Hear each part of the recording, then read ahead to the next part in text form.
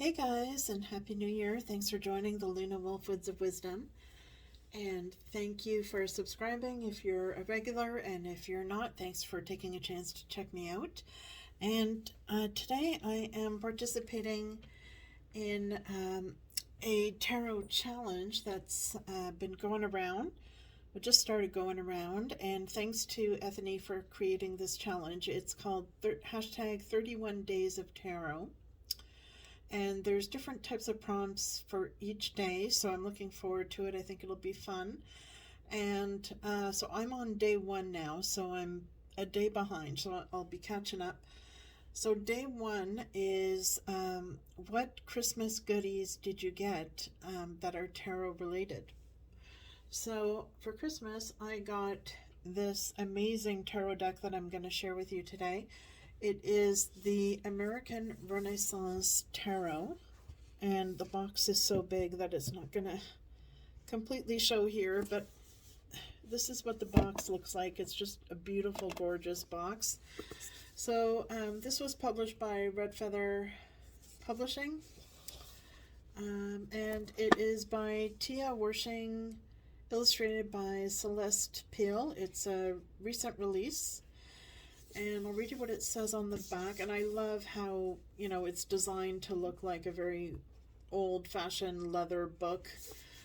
Even the side looks like a book. It's just a gorgeous tarot case to have on your shelf. And on the back it says, enchant your sense of the American past. Step back in time and celebrate the nation's most iconic writers with this traditional deck that blends American literature, esotericism, and tarot. The major arcana tell the two intertwined stories that define the American Renaissance period in literature: the exaltation of the human spirit under transcendentalism and the epic fight to abolish slavery. Major figures like Emerson, the Magician, Whitman, the World, and Thoreau, the Hermit, are outlined in the short chapters that accompany each card.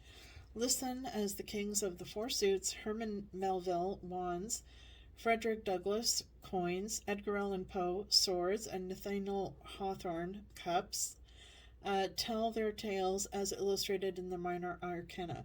Over 30 writers from the years 1825 to 1875 are profiled in this project that expertly reveal how America's metaphysical history is at work beneath the surface of its classic literature. So if you love literature, you're going to love this deck. I love Edgar Allan Poe and Nathaniel Hawthorne, Herman Melville, so this is a deck that I'm looking forward to getting into. And just to show you the quality that you're getting, here is the huge chunky guidebook that comes with it. So the guidebook is 240 pages, and I started reading a little bit of it. What I like is there's a little color circular image for each card, and each card has, looks like, 2 pages worth. So there's a lot of information, and there's also a word cloud for each card, which makes it very quick and easy to just get a quick glance keywords. And at the front of the book she explains how to use the deck and why she associated certain cards with certain people, and that you can actually use this deck to inspire you for reading, writing, and magic. She talks about the American Renaissance, and there's a section for preface and America's Hidden Mosaic. And just checking about the spreads, because I know people are going to ask. Okay, so there's quite a few spreads in this book. I'm not going to show you the spreads, but there's a 1 card, there's a 2 card, there's a walking spread. So there are bigger spreads included, and then there's the Scarlet Letter spread. So there's spreads that are associated with the authors who are featured in these cards. And there's also an Angels and Demons spread for processing trauma. So there's a nature spread, which is also a large one. So you're definitely getting your money's worth with this deck and this guidebook. It's chock full of information. You know, I like the fact that the spreads are based on themes and authors in the book. And also, at the end of the book, what's really cool is she has a writer's appendix of literary correspondences. So it's like a very quick and easy keyword guide to each card. And then there's endnotes. So it's a really well-written book. I like her writing style. She's obviously very intelligent. So if you have intellectual people who are tarot fans, this would be a deck that would definitely appeal to them as a present. So I am going to do the flip through.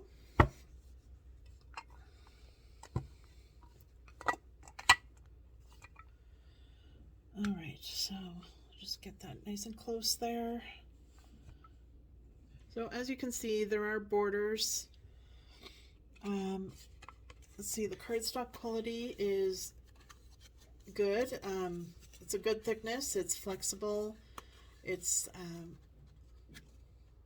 good. I like the thickness of the cards. They're very sturdy and they're laminated, which I do like. I know some people don't like that, but I like my cards laminated because I like cards that fly out of the deck, and the shiny ones always do that. So this is what the backing of the card looks like. So it's got like an antique look to it. So it's not reversible, but I don't really use reversals anyways. I don't know about you, but we'll take a look here at the flip through quickly.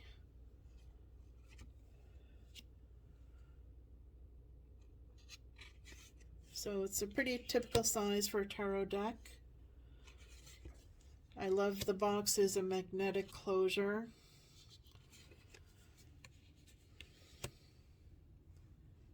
And you'll recognize some famous scenes from history. You may recognize some of these authors. Some of the scenes depicted in the cards are based on the author's stories. So you may not recognize the images in these cards. It all depends, of course, if you're well versed in the author's stories. But I love these types of decks because it's a great way to learn about something. You know, even if someone isn't well read on American authors, this is a great introduction to that, and they may become interested in it as a result. So it's a good way to, be adventurous. If you're not sure if this is the type of deck that would appeal to you, why not take a chance, and you may,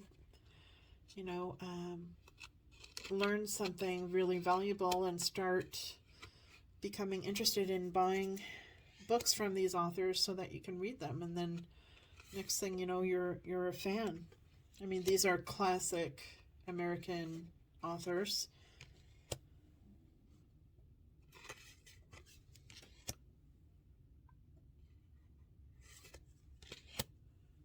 So I like the retro time period. Even though I'm a Canadian, I still like to explore American history, and it's a good way to learn about American history too. And I think it's interesting that this deck can be used to inspire creative writing. If you're someone that likes to write.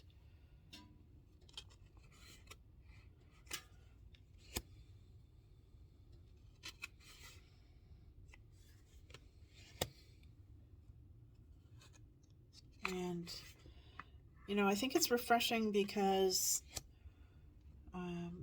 I guess there's kind of like a stereotype of a tarot reader not really being someone that likes to read a lot, because tarot is a visual media. I think it's got that kind of a reputation, and I don't think it's necessarily true. I think there's a lot of us that do like to read, and for those of you who do, this is a great deck to have. And like I said, even if you're not well read, it's a great way to learn and to open up a new interest in this.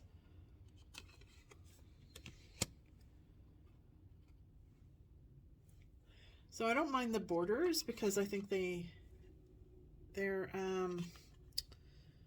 based on the theme. So here we've got Pioneer of Swords. So as you can see, some of the cards are renamed for the court cards.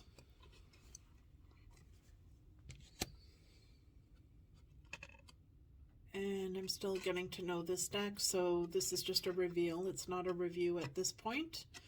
I just got this for Christmas, so actually one of my New Year's resolutions is to scale down on my deck collecting. As you know, I mentioned this about a month ago or so, that you know, I'm planning to not be collecting as many decks unless there's something that really knocks my socks off, or it's something that fits a gap that I don't currently have in my collection. Then I may buy it, but I'm going to be a lot more picky going forward.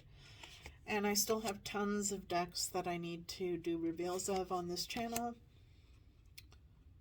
So I'll be doing those for the duration of this year, I'm sure.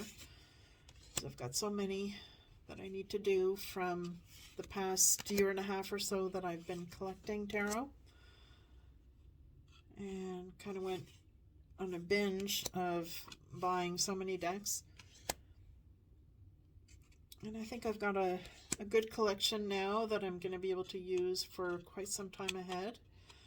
And if I choose to do this as a part-time business on the side, and I think I've got a good selection, which was my plan, to have a good selection that would appeal to a wide variety of people of different ages and genders and cultures and beliefs as well. So I can't really comment yet on how I find this particular deck, except that I have browsed through the guidebook, and you know, I've shared with you my thoughts on the guidebook, and I think the imagery on these cards is very nice. It's colorful. It would have been nice if it was borderless, but it's not something that changes my opinion of the cards, really.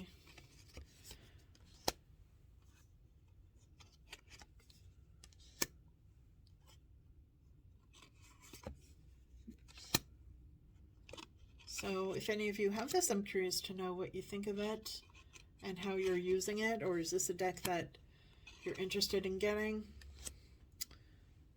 And of course, that's a very famous scene there.